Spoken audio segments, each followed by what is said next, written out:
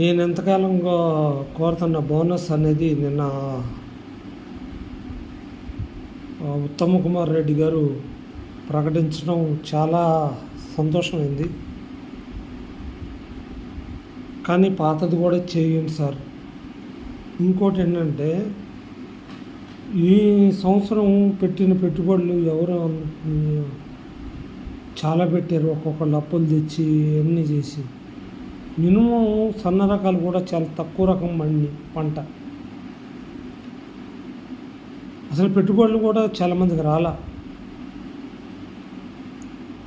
మీరు ఈ టైంలో 2 కాలాలు బోనస్ కనుక ఒకేసారి వేసి మీరు ఫ్రీ బస్ పథకంలో కొన్ని మార్పులు చేర్పులు చేస్తే దానికి వివరంగా మీకు ఎట్లా నడపాలి ఏంటనేది ప్రణాళికలు ఏమన్నా ఉంటే మా పబ్లిక్ నుంచి అందరూ సలహాలు ఇస్తారు. ఆచరణలో మీరు అలా తీసుకుంటే టోల్ ఫ్రీ నంబర్ పెట్టి మీ టోల్ ఫ్రీ నంబరు వల్ల ఈ ఏపీఎస్ఆర్టీసీని ఎలా నడపాలి, అది టీఎస్ఆర్టీసీని ఎలా నడపాలి, మీ సజెషన్ ఏంటి, ఏ రకంగా నడిపితే బాగుంటుంది, ఏ గ్రామానికి బస్సు లేదు, పలానా గ్రామానికి బస్సు సౌకర్యం ఎప్పటి నుంచి లేదు,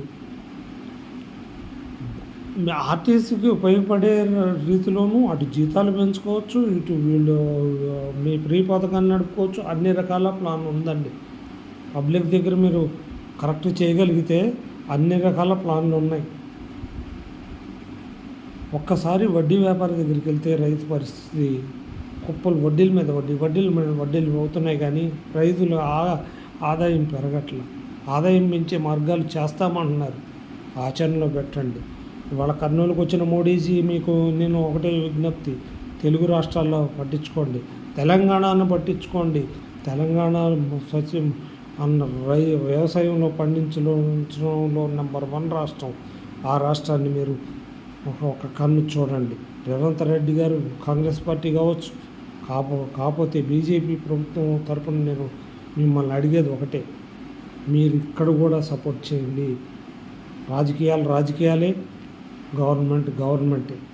మీరు ఈ కొంచెం ఆదాయం పెంచేది అన్వేషించుకుంటూ, పరిశ్రమలు పెంచుకుంటూ, వ్యవసాయాన్ని పెంచుకుంటూ దాన్ని దినదిన అభివృద్ధి చేస్తే దేశంలో నెంబర్ 1 రాష్ట్రాలుగా తెలుగు రాష్ట్రాలు 2 నిలబడతాయి.